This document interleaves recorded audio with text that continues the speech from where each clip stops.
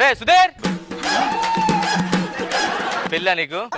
మాకు చెప్పకుండా పెళ్ళి ఏంట్రా? నా గురించి అందరికీ తెలుసు. పొరపాటున ఏదన్నా మాట్లాడంటే పెళ్లి క్యాన్సిల్ అయిపోయింది. అందుకే ఎవరిని పిలవలేదు. మమ్మల్ని ఎందుకు పిల్లలేదు? మిమ్మల్ని అస్సలు పక్కన పెట్టుకోకూడదు.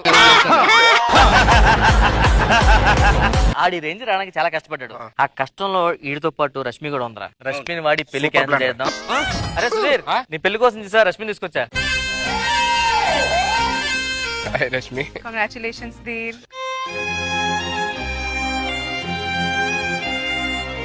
చూడండి, చేతులు పట్టుకుని మరి ఏడుస్తుందండి. పెళ్లి చేసుకోవద్దు, నన్ను వదిలిపోతావా నువ్వు? ఇన్ని మర్చిపోయావా నువ్వు? మనం ఎన్ని పబ్బలకి వెళ్ళాం, మనము ఏరియా తిరిగాం మనం.